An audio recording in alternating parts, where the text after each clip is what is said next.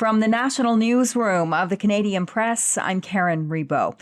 New York City is coming to grips with the terror and violence that took place in Midtown Manhattan early last evening, when a man wearing body armor and carrying a rifle walked into a city office tower and killed 4 people and critically wounded a 5th before taking his own life.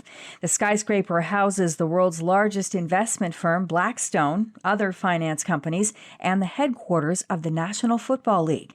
Mayor Eric Adams says the victims included an off-duty police officer who was working a corporate security detail. Our hearts are heavy. 5 innocent people shot tonight. We lost 4 souls to another senseless act of gun violence. Investigators identify the gunman as a Las Vegas resident and say his vehicle traveled across the U.S. in the past few days. Police say the gunman had a documented mental health history, but his reason for targeting this building is still unknown. The leading international authority on food crises has sent out a new alert this morning. It says the worst-case scenario of famine is currently playing out in the Gaza Strip. Though still short of a formal famine declaration, the alert by the Integrated Food Security Phase classification predicts widespread death without immediate action. It follows an outcry over images of emaciated children in Gaza and reports of dozens of hunger-related deaths after nearly 22 months of war. Israel on the weekend announced airdrops and daily humanitarian pauses in fighting in parts of Gaza to get some aid in. A new report paints a tricky picture for Canada's provinces trying to balance their budgets in a trade war. The Conference Board of Canada says it expects all provinces to pose a fiscal deficit this year as governments put more money aside for contingency funds to deal with U.S. tariffs. Economist Richard Forbes says a slowdown in the economy this year will also mean provinces' coffers could be emptier than usual.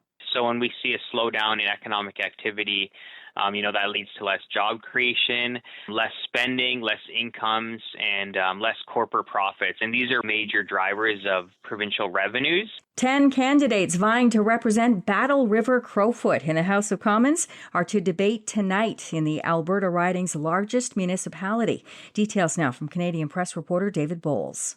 Conservative leader Pierre Poilievre's press secretary says he will be attending the event hosted by the Camrose District Chamber of Commerce ahead of the August 18th by-election. Poilievre is looking to win the Eastern Alberta riding after losing his long-held Ottawa seat of Carleton in the April general election to Bruce Fanjoy of the Liberal Party.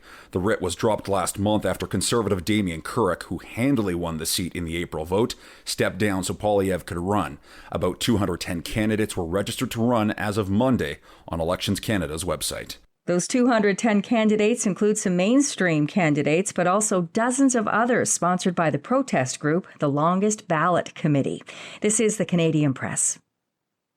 In sports, veteran George Springer of the Toronto Blue Jays, who was struck near the ear flap of his helmet by a ninth-inning pitch, is doing all right, according to Blue Jays manager John Schneider. The visiting Jays lost the game 11-4, but Bo Bichette set a franchise record for having hits in 9 consecutive at-bats. The Blue Jays and the Orioles will have a day-night doubleheader today. In tennis, Eugenie Bouchard of Westmount, Quebec, is off to a triumphant start in her final tournament. The former world number 5 upset Colombia's Emiliana Arango at the National Bank Open in Montreal. She loved the hometown crowd's support. Yeah, it was a physical battle, a mental battle, and it just felt amazing to play in Montreal in front of everyone. Canada's Kayla Cross, Ariana Arsenault, and Carson Brandstein all lost their first-round matches. And at the men's tourney in Toronto, Alexis Galarneau of Laval salvaged the late-night victory over Arthur Rinderknecht of France. From the Canadian Press, I'm Karen Rebo. Thanks for listening. Don't forget to follow and subscribe. For more of today's top stories, visit thecanadianpressnews.ca.